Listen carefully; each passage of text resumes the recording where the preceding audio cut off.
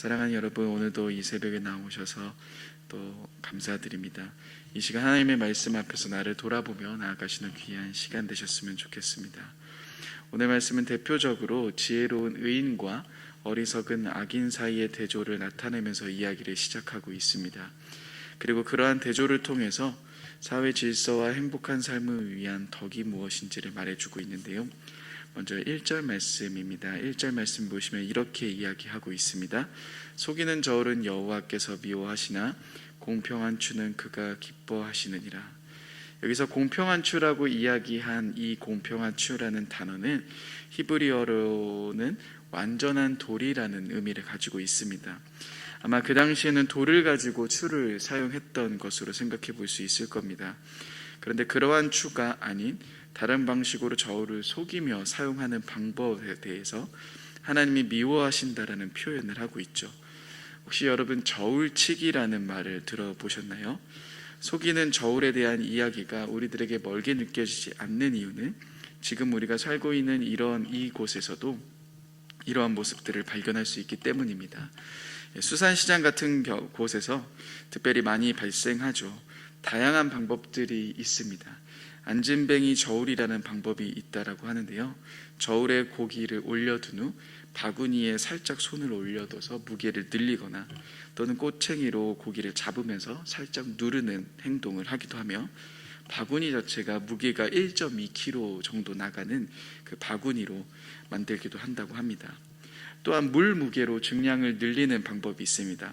보통 킹크랩, 대게, 꽃게 이런 걸 담을 때요, 킹크랩은 키로당 8에서 9만 원 정도의 사이를 왔다 갔다 합니다. 그러니 사실은 작은 물처럼 보이지만 그 작은 물이 더 들어감을 통하여서 금액 차이가 한 4만 원, 5만 원 정도 차이가 난다라고 이야기를 합니다. 찾아보니 이것 외에도 더 많은 다양한 방법들이 많은 것을 보게 됩니다. 이렇듯 지금도 이렇게 속이는 저울을 이용해서 이익을 보려고 하는 사람들이 존재합니다. 조금 우리들의 생활과 밀접한 사건이 하나 있었습니다. 혹시 집에 인터넷을 이용하고 계신 분들 계십니까? 얼마 전에 인기 유튜버 이썸이라는 사람이 자신의 유튜브를 통해서 한 가지 영상을 업로드했습니다. 그 유튜브의 제목은 우리나라에서 가장 비싼 인터넷 요금 10기가 요금을 사용하고 있는데 사실은 100메가였습니다라는 제목이었습니다. 이 영상이 나오면서 많은 사람들의 관심을 불러일으켰죠. 이 유튜버가 이야기한 상황은 이렇습니다. 어느 날 자신이 인터넷을 사용하고 있는데 그 인터넷 요금은 10기가, 가장 비싼 요금제를 사용하고 있었는데요. 그 요금제를 사용하고 있는 중 어느 날 인터넷이 너무나도 느리고 업로드하는 속도도 느리고 다운받는 속도도 느려서 우연치 않게 인터넷 속도를 측정해봤는데 그렇게 나온 속도가 10기가 돈을 내고 있음에도 불구하고 나오는 속도는 그거의 100배가 안 나오는 100메가바이트의 속도로 인터넷이 들어오고 있는 겁니다. 금액 차이도 무려 4배 정도 나고요. 이분은 가장 인터넷 속도를 비싼 돈을 주고 있으면서도 가장 느린 인터넷을 사용하고 있었던 겁니다. 그리고 이러한 문제를 회사에 이야기하면서 전화했을 때는 회사에서는 너무나도 간단하게 한 5분도 안 돼서 그 문제를 해결해 주는 것을 보게 됩니다.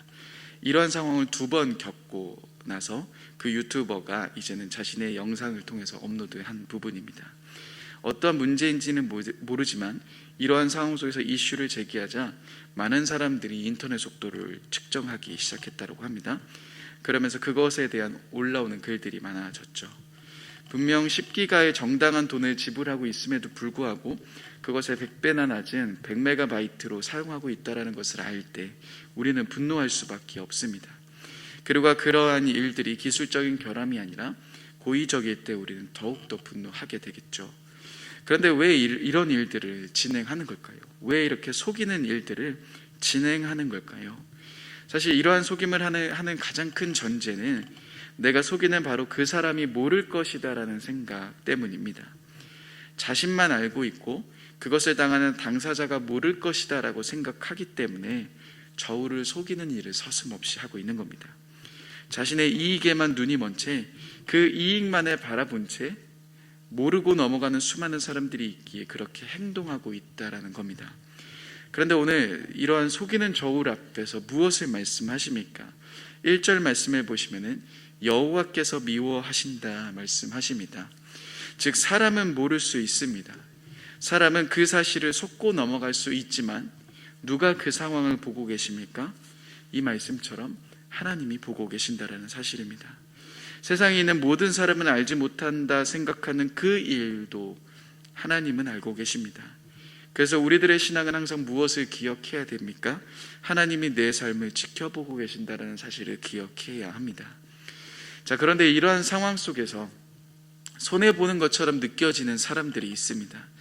세상이 다 이렇게 속이는 삶을 살아가고 그렇게 행동하는데 이러한 상황 속에서 정직한 추, 공평한 추를 사용한 사람들은 그들의 입장에서 보았을 땐 굉장히 미련해 보이고 속이는 사람들의 입장에서는 융통성 없어 보인다라고 말하기도 합니다. 그렇지만 그러한 정직한 삶 역시 누가 보고 계십니까? 하나님이 보고 계신다라는 사실입니다. 그리고 그 하나님은 속이는 자들을 미워하시며 정직한 자들을 향해서 기뻐하신다라고 표현하고 있습니다. 여러분, 여기서 기뻐하시다라는 표현은 은혜라는 단어와 연결되어 있습니다. 즉 정직한 삶의 모습을 통해 하나님이 기뻐하신다, 하나님이 은혜를 베풀어 주신다라는 표현입니다. 우리들의 삶 속에서 정직함이 때론 조롱거리가 되는 것처럼 보일 수 있습니다. 정직하게 살아가는 것이 미련해 보일 수도 있습니다. 우리들의 이러한 행동, 그렇지만 누가 갚아주신다라는 겁니까? 누가 은혜를 부어주신다라는 겁니까? 바로 보이지 않으신 하나님, 그러나 오늘도 살아계신 하나님께서 바로 우리들의 그 삶을 갚아주신다라는 겁니다. 그렇게 우리는 하나님 앞에 서 있는 신앙을 가져야 하겠죠. 2절 말씀을 보시면 이제 교만과 겸손에 대해서 더 구체적으로 이야기하십니다. 교만이 오면 욕이 오거니와 겸손한 자는 지혜가 있다라고 말씀하고 계시죠.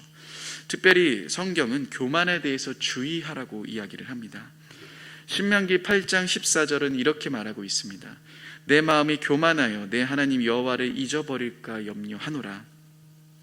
잠언 16장 18절에는 우리가 잘 알듯이 교만은 패망의 선봉이다라고 이야기합니다.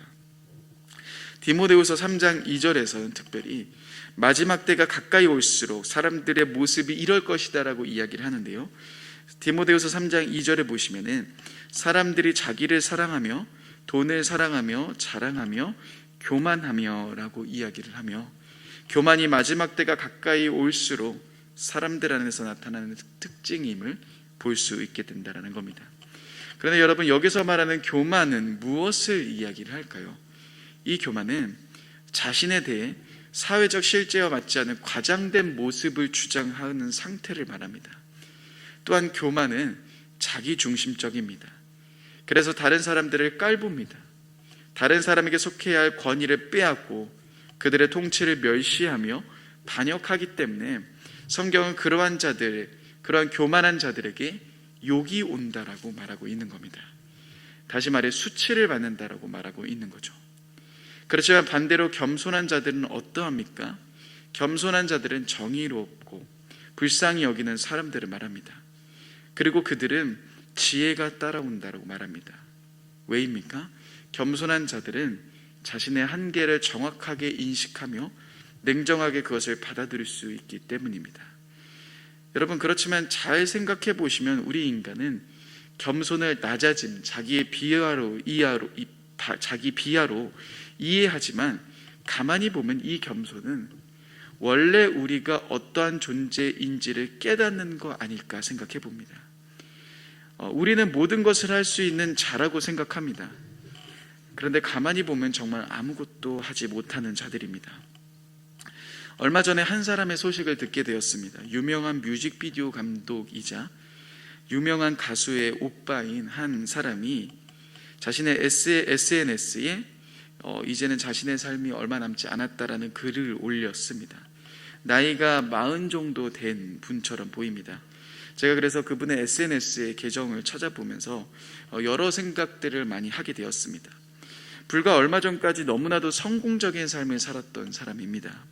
자신이 산 차, 자신이 갖고 있는 차에 대해서 올리는데요, 그 SNS에 올라오는 차들은 제가 상상할 수 없을 만한 굉장히 좋은 차들입니다.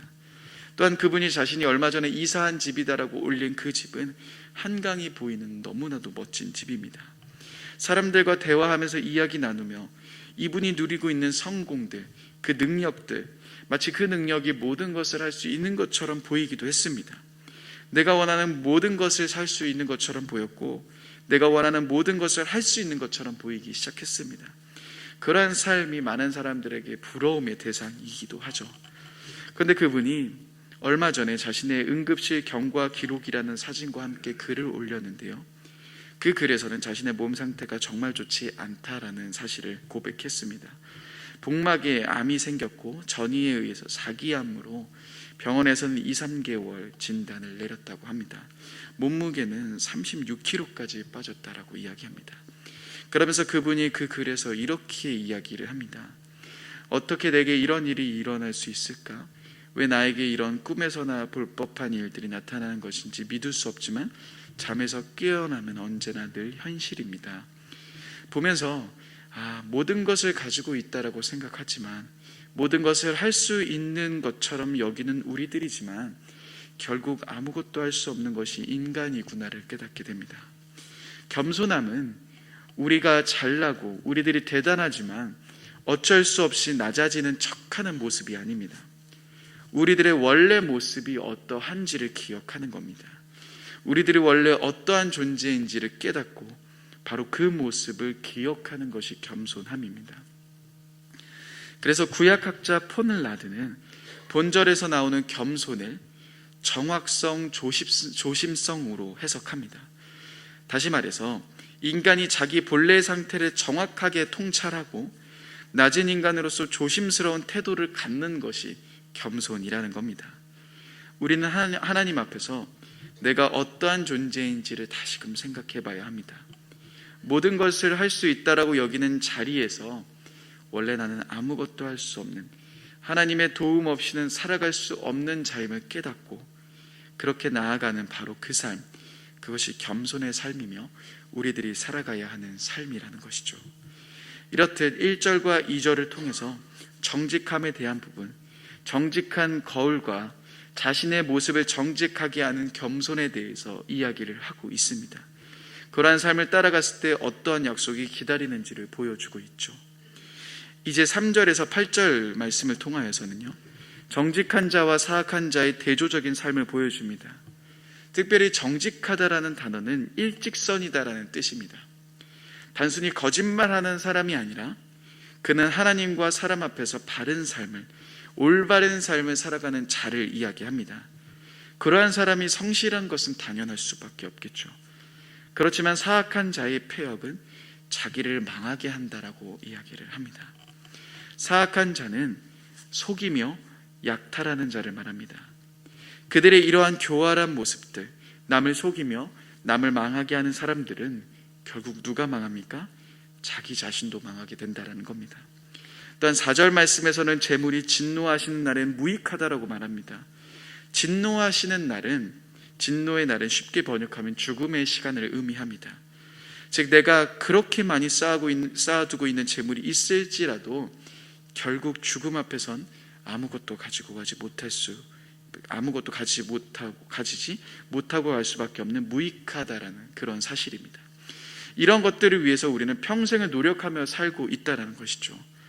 그렇지만 반대로 공의는 죽음에서도 건져진다라고 말합니다. 하나님으로부터 온 의는 우리를 죽음에서 건지십니다. 또한 그 의는 나를 바라보는 것을 넘어, 나만을 생각하는 자리에서 넘어 끊임없이 다른 사람을 향한 사랑의 행동으로 나타나게 됩니다. 그리고 그러한 의로움의 삶을 살아가는 자들에게는 죽음에서 건져진다라고 말합니다. 5절과 6절도 동일하게 의로운 자들의 삶이 어떠하며 악한 자의 삶이 어떠한지를 나타내고 있고요. 7절, 8절은 이 말씀을 종합해서 말해줍니다. 함께 7절, 8절 말씀을 같이 한번 읽어보겠습니다. 7절, 8절입니다. 시작.